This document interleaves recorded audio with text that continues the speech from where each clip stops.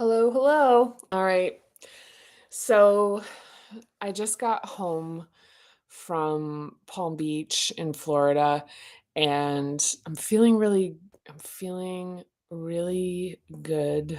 Um and because I don't want to leave my cat alone, I figured I could maybe this is something I could do is jump on and read a little bit more and talk about whatever, some of the stuff that came up while I was traveling. And specifically, the first thing that is coming up is that the woman that sat next to me on the plane read the back of the book. And so basically, for the rest of the 3-hour flight, it was a very nice conversation. But I think one of the things that I'm learning about this is that the subject matter is, um, I don't know if it's the people that are drawn to this or, well, probably, right? But there really is, like, people can talk. I mean, this is a subject matter infinity kind of thing. So it's just been interesting to see that. I mean, I was at an event on Sunday and I just really enjoyed.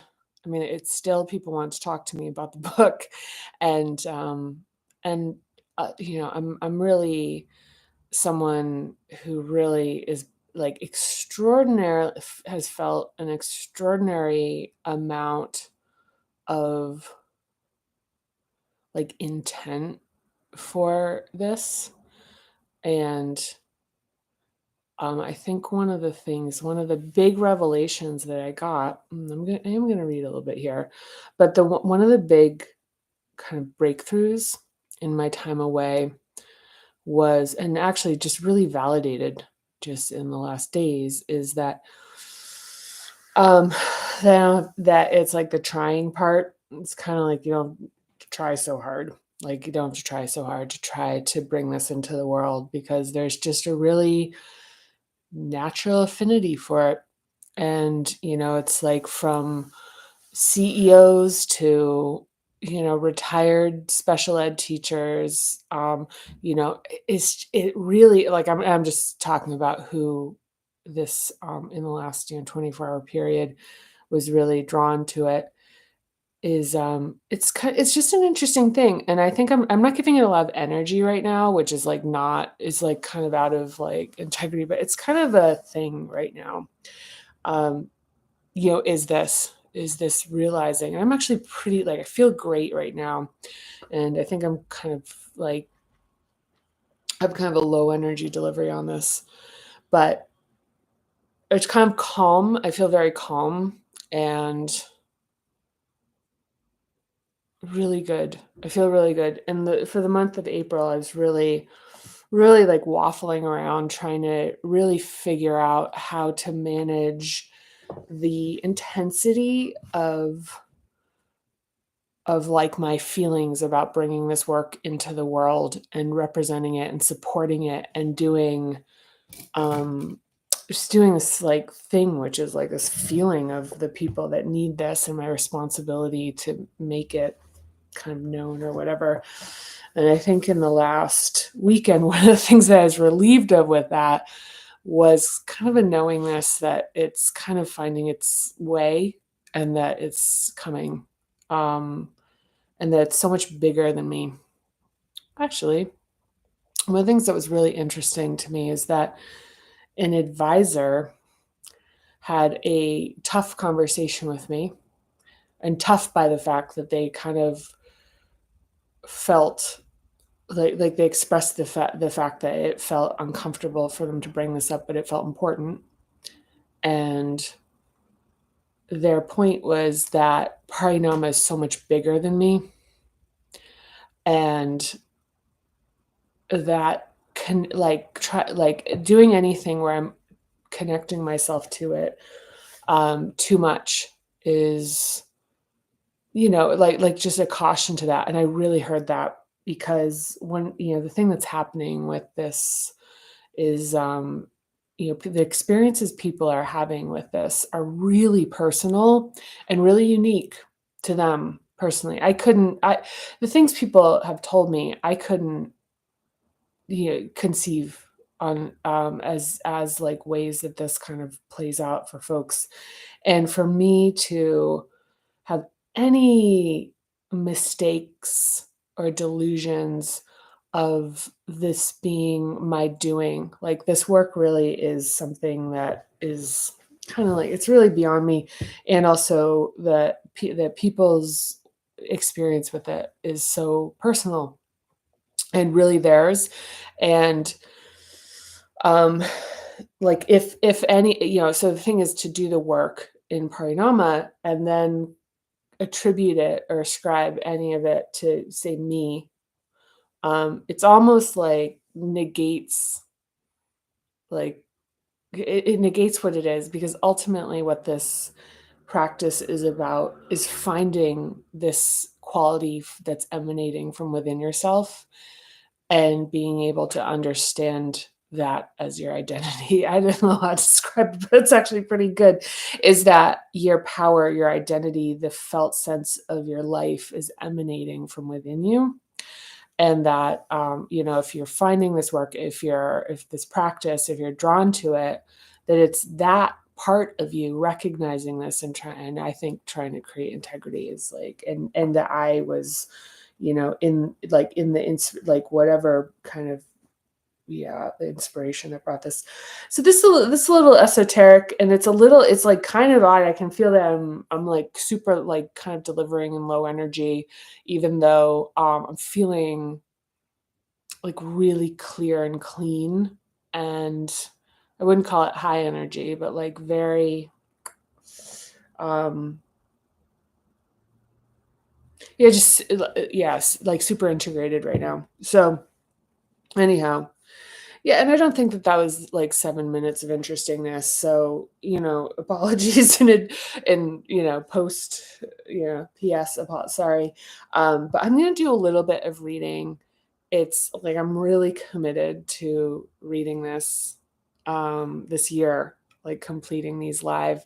And so, yeah, so you kind of, and part of this really is its very first hub, which is just continuing to show up, even on the days where I've just flown and maybe look a little, I don't know, whatever, I feel good. But anyway, so I'm going to read about charge and discharge.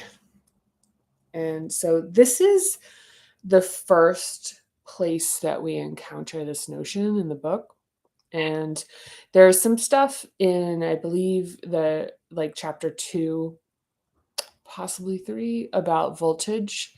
And it's really starting to, like that's where it's like introducing the idea of like the intent of intensity. Um, in charge and discharge, and I think, yeah, in charge and discharge, what we're talking about, and actually this is like not explicitly discussed, but we're talking about the mechanism of like intake and output.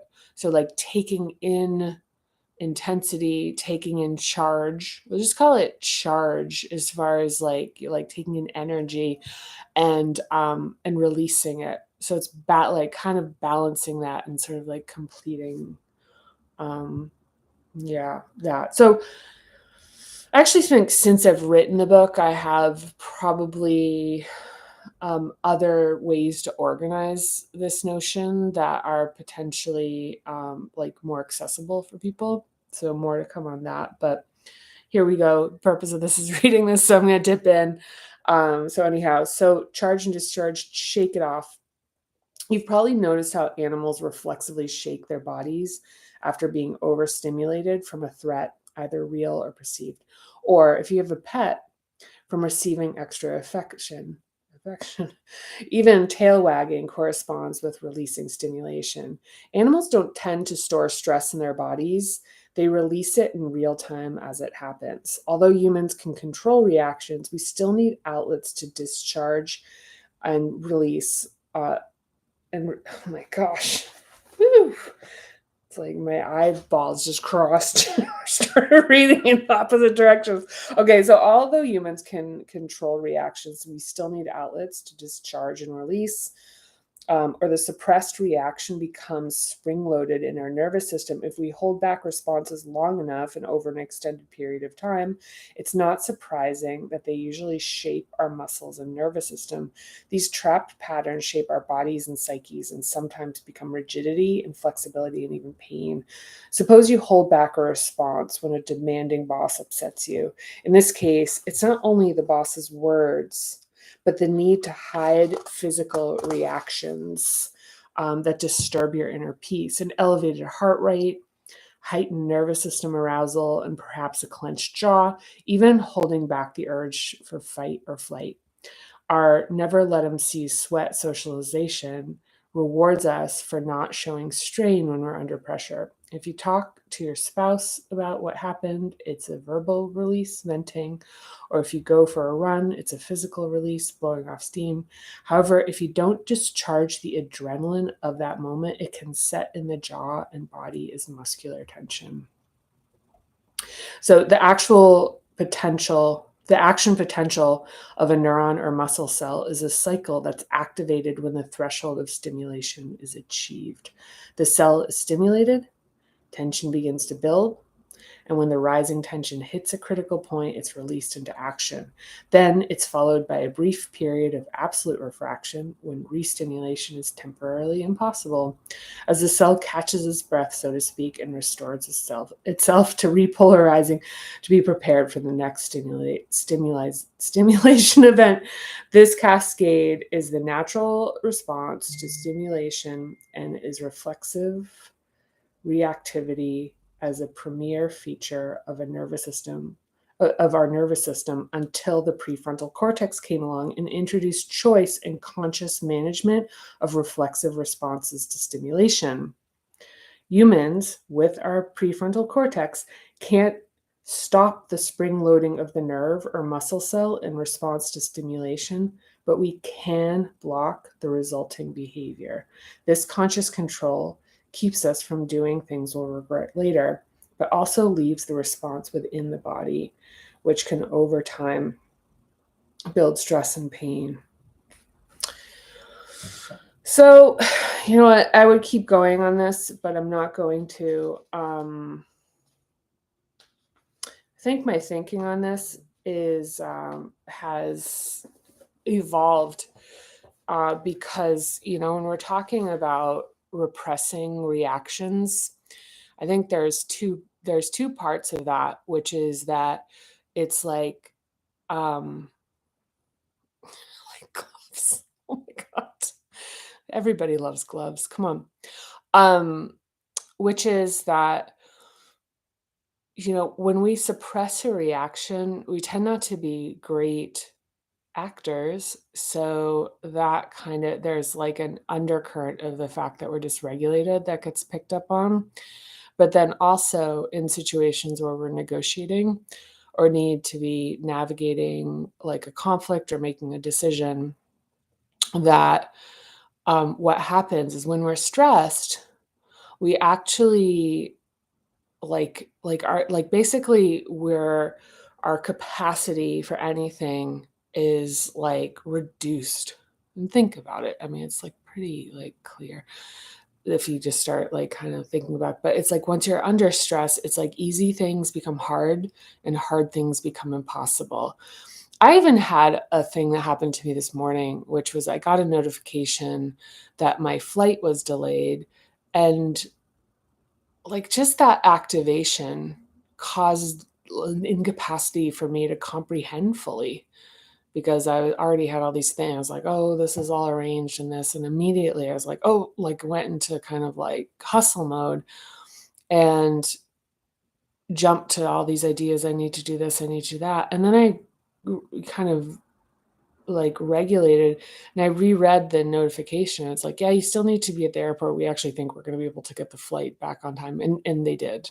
Like, but it was just an interesting thing to see that I couldn't actually comprehend the entire message because I felt activated and disappointed and all this kind of stuff. And so